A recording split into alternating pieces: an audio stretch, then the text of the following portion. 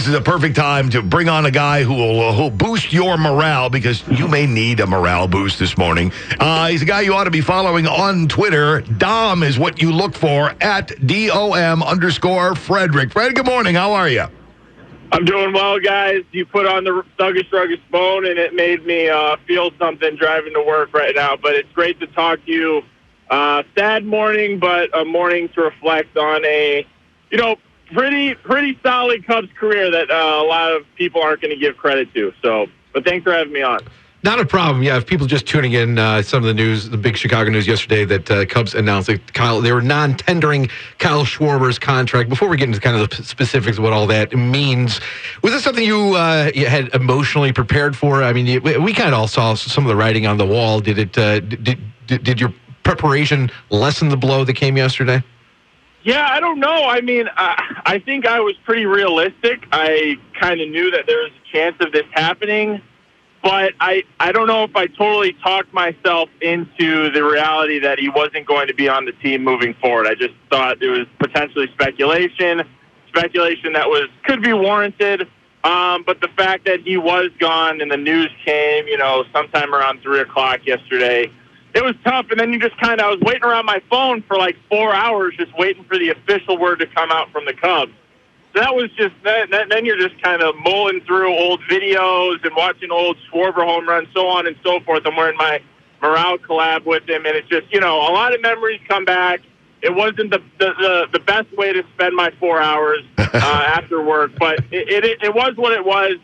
It's a tough day. It's a tough day, guys. Obviously, he's one of my favorite Cubs pretty much of all time. He's not number one. He's right up there for very good reason. So, it was a tough day. Yeah, you mentioned he is one of your favorites, a morale athlete, the first morale athlete. When was the first time that he reached out to you? Yes, it was last year. He gave me a follow. If you haven't noticed, I try to stay out of these guys' way the best I can, unless you are big leaguing me. Then I will, kind of force my way in. I'll make jokes, so on and so forth, and we'll start that relationship that way. For example, Ian Happ.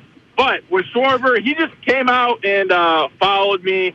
We talked a little bit on direct message, so on and so forth, and then we came up with the morale collab with his Neighborhood Heroes Foundation to raise money for our first responders throughout our country, which went really well. And again, I'm thankful for everyone that supported.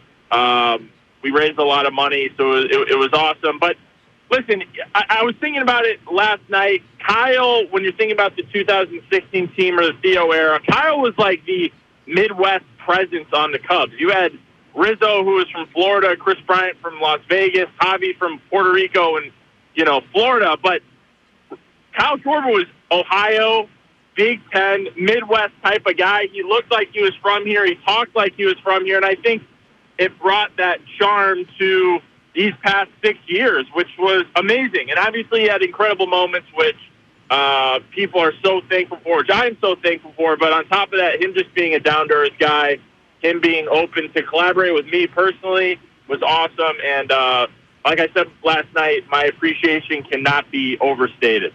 As the director of morale for the Chicago Cubs, you might be just a guy to break this down for us. For people who are looking at this, your everyday people going, I'm not really sure what non-tender means. And then we're told that there's a glimmer of hope that a re-sign could happen. Well, can you break that down for us?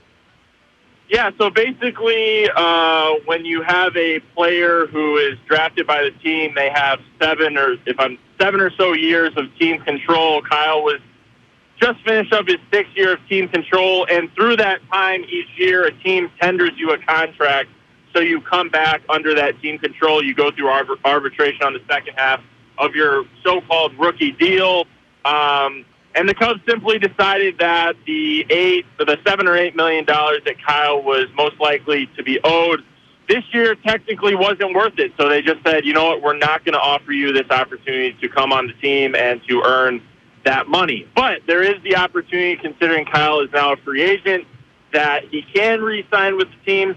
I don't totally know if that's going to happen. I would assume from Kyle's perspective, the fact that he was just let go, he might want to go look at other teams that DH. by the way, side note, the fact that Major League Baseball executives are making these decisions without knowing if there's going to be a DH in the National League is absolutely outrageous. And it is asinine that the fact that these decision makers have to make these moves without knowing the actual rules for the 2021 season. It's ridiculous, guys. Yeah, Anyways, I agree.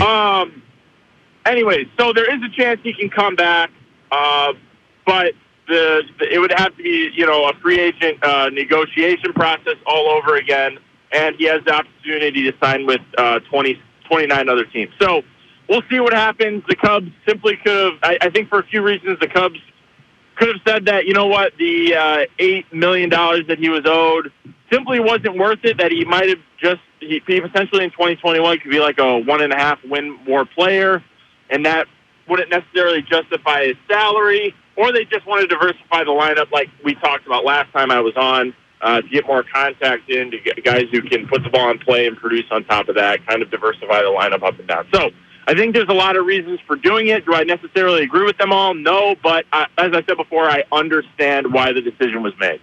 Yeah, you mentioned $8 million, a lot of money to you, me, and Riles here, but, to the Cubs, that doesn't seem to be, a bank breaker. What do you think this means for the lineup and the season coming up next year? Well, obviously there's a big hole. I mean, Kyle has been the staple in left field going back to the end of 2015. Obviously, he was a big part of the lineup in the World Series. And then since 17 and on, I mean, he's been our left fielder. It's why I say it all the time. He's my left fielder. He's my left fielder for life. As I said before, they just probably thought that it was not potentially worth the $8 million, especially in a suppressed market now. I mean, we talked about that last time. All the guys who were non-tendered yesterday, all the guys who were declined. Opportunity to supplement your lineup in different ways you haven't been able to do so before in the past. So, with that being said, I hope, personally, that the resources that were now gained, nixing Kyle's salary, is then reallocated back into the lineup and not going back into the business side or the owner's pockets. I personally hope that's the case. I think you can do that in this suppressed market, considering all the options that are now freshly available to you that you've never had before. So we'll see what happens. That's to be determined. But there's a hole there's a hole in left field. I don't know if you move Ian over to left field, if you try to find a center fielder who can kind of put the ball in play more, whatever it may be. I don't really know. But there's a hole in left field, and you just lost what was your most potent pure power bat over the last 5 or 6 years, and that's a tough thing to lose. Yeah, this is the first big move from from Jed Hoyer here. Should this sour people's opinion of what he's going to do moving forward? That's a good question. I think, well, personally for me, Jed is coming into a position, a very unique position, but the fact that things have to be done, I think he's going to be allowed some of these moves to slide. People shouldn't be as critical on him for, non-tendering Kyle. And this is coming from someone who is Kyle's biggest supporter, remember. I think Jed should have the opportunity to truly, I don't want to say necessarily totally rebuild, but he should have the opportunity to diversify the lineup. And like it or hate it, the reality of it is, if you want to diversify the lineup, if you want to promote change, if you want something new, then the guys who have been the mainstays, the foundation of your team for the last 6 or so years, some of them are going to have to move, and some of them have to go somewhere else, and that's what we saw yesterday. It's a tough decision.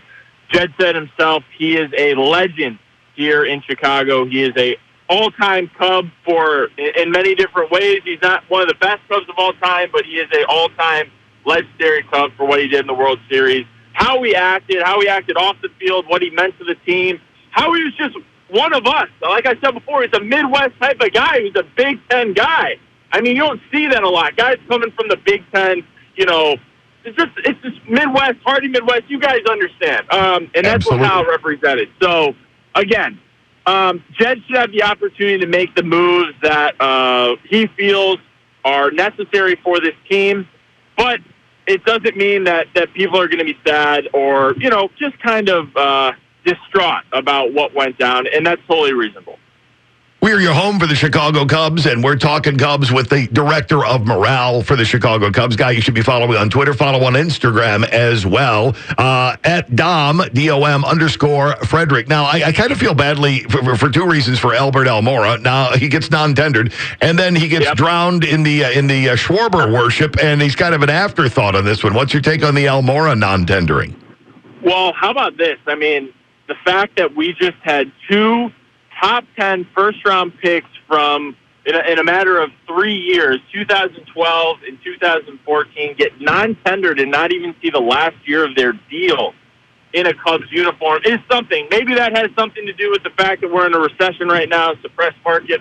Everyone knows, the economics, the troubling economics right now in baseball because of the pandemic.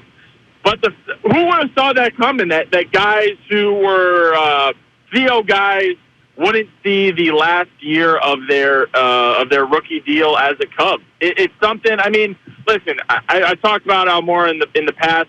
It would have been great for him to produce. He obviously could make contact. That ended up working against him because he would literally swing at everything, and that would lead him to soft contact. It would lead him to struggling, putting the ball in the air, hitting for power, so on and so forth. So I think Elmora was that was obvious. It pretty much had to be done.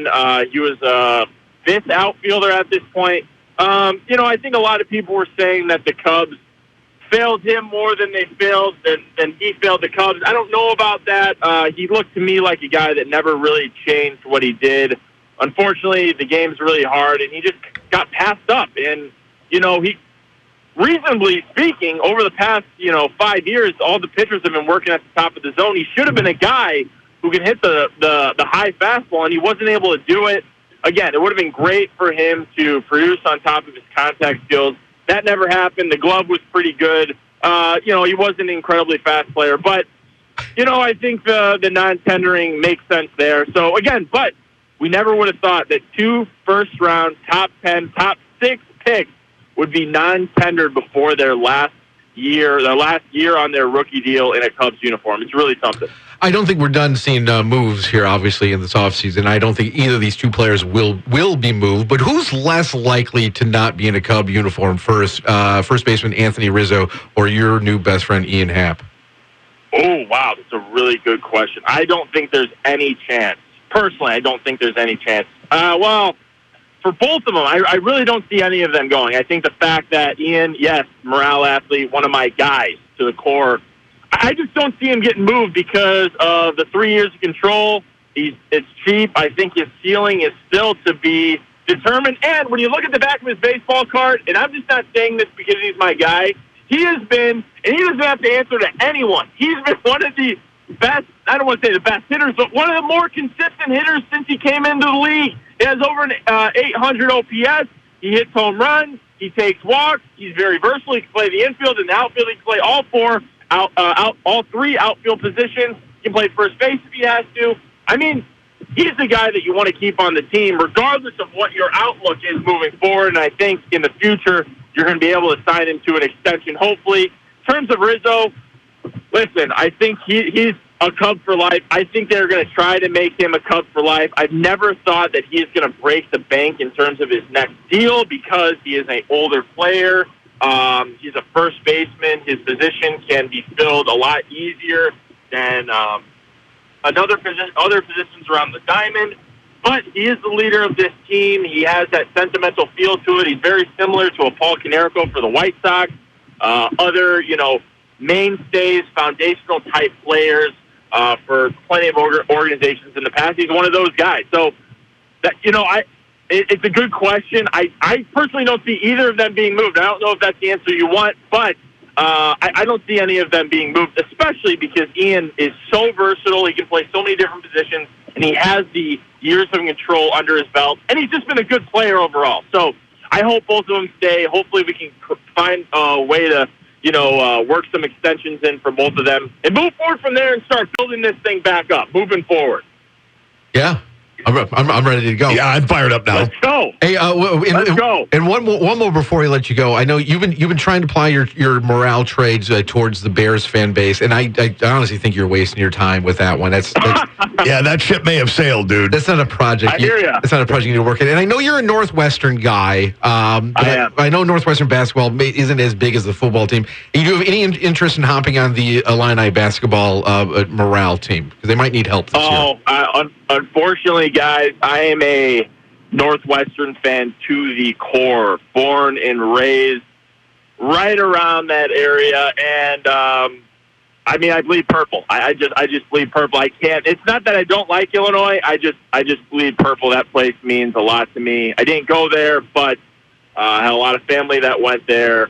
I know a lot of people there. So for those reasons, unfortunately, Joe and Riley, I can't do that. But it doesn't mean Illinois doesn't have a great team. I've actually been it's been very enjoyable to watch how they've built up that program, and it's awesome that the Big Ten and Illinois are in what like the top 5 teams in the country now. That's awesome. So I'm excited to watch. I can't say the same thing for Northwestern and their success, but I bleed purple, guys. I'm sorry. All right, we understand. I respectfully accept your decline on the offer.